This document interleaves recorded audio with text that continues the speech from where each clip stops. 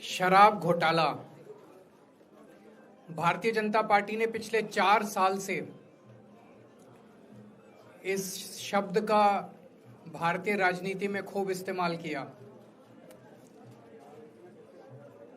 आज उसमें जो आदेश आया उस पर भी चर्चा करेंगे। न्यायालय ने, हमारे जस्टिस सिस्टम ने इसमें एक बहुत ऐतिहासिक फैसला दिया है। इसके लिए मैं जुडिशरी का बहुत बहुत धन्यवाद करना चाहता हूं, जज साहब का बहुत बहुत धन्यवाद करना चाहता हूं।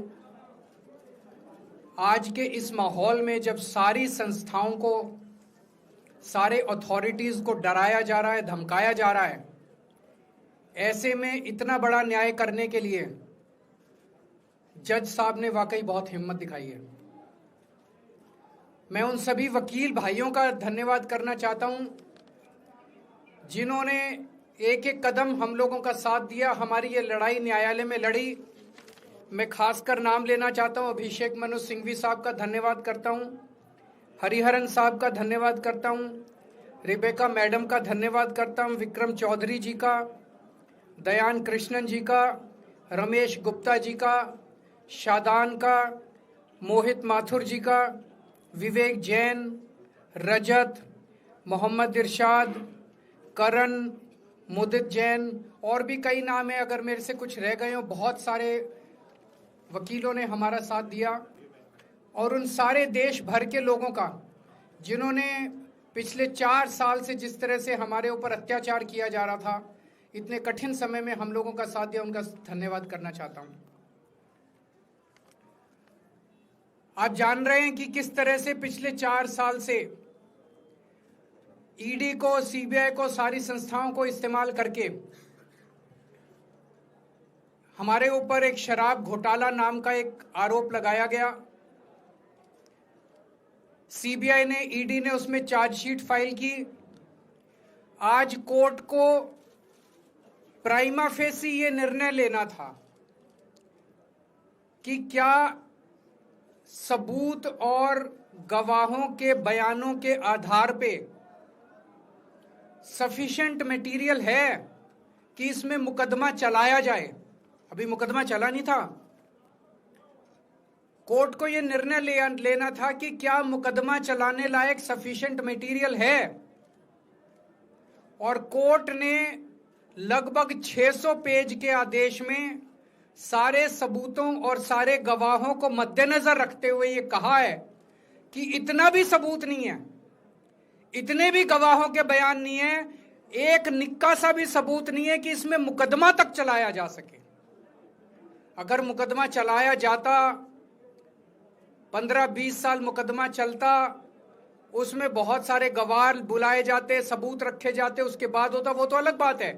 कोर्ट का ये कहना है कि इतना टुच्चा केस है, इतना फर्जी केस है, इतना बेकार केस है, इतना गलत केस है। ये मैं नहीं कह रहा, ये भाषा है। आप कोर्ट का ऑर्डर पढ़िए। ये ऑर्डर जो है ये ऐतिहासिक ऑर्डर है। कोर्ट ने कहा है कि इतना फर्जी केस है, इतना फर्जी केस है, एक भी सबूत नहीं है, एक भी गवाह नहीं है कि इसमें मुकदमा भी नहीं चलाया जा सकता। ये पूरा षड्यंत्र किसने रचा, क्यों रचा? ये पूरा षड्यंत्र 2 लोगों ने मिलकर रचा, नरेंद्र मोदी जी और अमित शाह जी। और आज उन दोनों को पूरे देश से माफी मांगनी चाहिए। उन दोनों ने मिलकर षड्यंत्र रचा कि आम आदमी पार्टी को खत्म किया जाए, आम आदमी पार्टी को बर्बाद किया जाए, और उस षड्यंत्र के तहत आजाद भारत का सबसे बड़ा और सबसे घिनौना षड्यंत्र रचा उन लोगों ने। वो देख रहे थे कि दिल्ली में वो हमें नहीं हरा सकते। वो देख रहे थे कि दिल्ली की जनता हमारे कामों से बहुत खुश है। वो देख रहे थे दिल्ली में कामों की राजनीति के आधार पे वो कहीं खड़े नहीं होते, तो उन्होंने एक षड्यंत्र रचा। जनता जानती है कि केजरीवाल ईमानदार, उन्होंने कहा केजरीवाल की ईमानदारी पे चोट करो। जनता जानती है कि आम आदमी पार्टी ईमानदारी, उन्होंने कहा आम आदमी पार्टी की ईमानदारी पे चोट करो। उन्होंने आम आदमी पार्टी को खत्म करने के लिए षड्यंत्र रचा और बोले केजरीवाल बेईमान है, केजरीवाल बेईमान है, केजरीवाल बेईमान है, केजरीवाल ने शराब घोटाला किया, केजरीवाल पैसे खा गया, केजरीवाल ने 100 करोड़ रुपए खा लिए। मैंने जिंदगी में केवल ईमानदारी कमाई है। मैंने जिंदगी में केवल इज्जत कमाई है, एक नया पैसा नहीं कमाया मैंने अपनी जिंदगी में। इन लोगों की तरह नहीं हूं मैं। मैंने जिंदगी में एक नया पैसा नहीं कमाया, केवल ईमानदारी कमाई है। और ये उस ईमानदारी के ऊपर चोट करना चाहते थे, उसके लिए इन्होंने षड्यंत्र रचा था।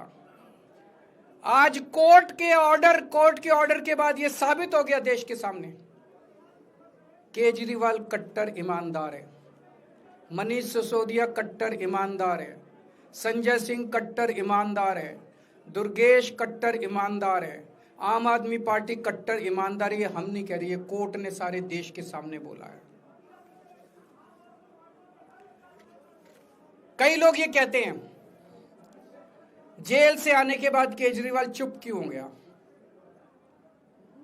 केजरीवाल गायब हो गया, केजरीवाल कहां गया। मैं कोई नेता नहीं हूं, मैं कोई पॉलिटिशियन नहीं हूं। पॉलिटिशियन को फर्क नहीं पड़ता, उनको 4 गाली दे दो, मोटी चमड़ी होती है उनकी। मैंने जिंदगी में केवल ईमानदारी कमाई है। मेरे को जब कोई बेईमान बोलता है मुझे फर्क पड़ता है। मेरे को जब जेल भेजा जाता है, मेरे परिवार के ऊपर ताने मारे जाते हैं, मेरे को फर्क पड़ता है। केजरीवाल को फर्क पड़ता है। इसलिए मैंने तय किया था कि जब सारे देश के सामने मैं निर्दोष साबित हो जाऊंगा, तब तक मैं चुप रहूंगा। आज मेरे दिल से बहुत बड़ा बोझ उतर गया। मैं मोदी जी को कहना चाहता हूं, मोदी जी, आपने हमारे ऊपर इतने केस कर लिए, आपने ईडी छोड़ दी, आपने सीबीआई छोड़ दी, आपने पुलिस छोड़ दी, आपने इनकम टैक्स छोड़ दिया हमारे पीछे, आपने जेल भेज दिया हमारे 5 सबसे बड़े नेताओं को। एक समय ऐसा था जब आम आदमी पार्टी के सबसे टॉप के 5 नेता जेल में थे एक साथ। उसके बाद भी केजरीवाल का कुछ नहीं बिगाड़ सके। अब तो एक ही तरीका बचा है मोदी जी केजरीवाल से निपटने का, केजरीवाल का कत्ल करवाना पड़ेगा, केजरीवाल की हत्या करवानी पड़ेगी। उसके अलावा अब केजरीवाल आपसे संभलने वाला नहीं है। अब आपके बस का नहीं है केजरीवाल, आपने सब कुछ करके देख लिया, अब केजरीवाल का कत्ल ही करवाना पड़ेगा। और एक तरीका है, मैं पहले भी बोल चुका, लेकिन वो मोदी जी के बस का नहीं है। मैंने 500 स्कूल बनवाए दिल्ली में, आप 5000 स्कूल बनाओ। मैंने दिल्ली की सड़कें अच्छी करी, आप पूरे देश की सड़कें ठीक कर दो, देखो केजरीवाल को कोई पूछेगा ही नहीं। केजरीवाल ने 200 मोहल्ला क्लिनिक बनाया, 20,000 मोहल्ला क्लिनिक बनाओ। आप तो देश के प्रधानमंत्री हो, अरे अच्छे काम करो ना।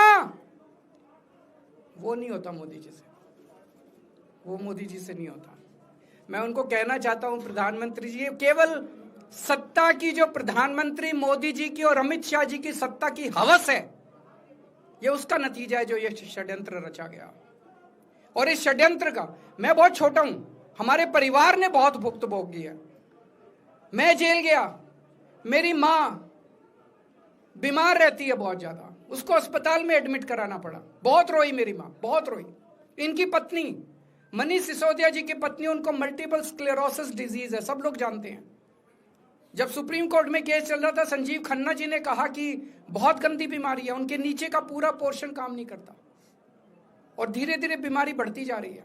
हमारे परिवार ने बहुत भुगता है, लेकिन वो इंपॉर्टेंट नहीं है, हम इंपॉर्टेंट नहीं है, हमारा परिवार भी इंपॉर्टेंट नहीं है। लेकिन मोदी जी और अमित शाह जी के षड्यंत्र का खामियाजा जो दिल्ली भुगत रही है, दिल्ली के 3 करोड़ लोग भुगत रहे हैं, उसकी भरपाई कौन करेगा? आज दिल्ली में कहीं चले जाओ, सारी सड़कें टूटी पड़ी हैं, अस्पतालों में दवाइयां मिलनी बंद हो गई हैं, मोहल्ला क्लिनिक बंद किए जा रहे हैं, स्कूलों का बुरा हाल हो रहा है। पूरे दिल्ली में पोल्यूशन इतना ज्यादा कभी दिल्ली की जनता ने नहीं देखा था। यमुना का बहुत बुरा हाल हो गया है। एक चीज बता जो तो दिल्ली में इन्होंने ठीक करी हो, पूरी दिल्ली का बेड़ा गर्क कर दिया। सबसे बड़ा खामियाजा मोदी जी और अमित शाह जी की सत्ता की हवस, उसका सबसे बड़ा खामियाजा दिल्ली के 3 करोड़ लोगों ने भुगता है। दिल्ली के लोगों से जाके पूछो। आज मैं चैलेंज करता हूं मोदी जी को, मोदी जी हिम्मत है दिल्ली में दोबारा चुनाव करा के दिखा दो, 10 से ज्यादा तुम्हारी सीट आ जाए, मैं राजनीति छोड़ दूंगा। तुम्हारी 10 से ज्यादा सीट आ जाए, मैं राजनीति छोड़ दूंगा। दिल्ली की जनता त्रस्त हो चुकी है तुम लोगों से।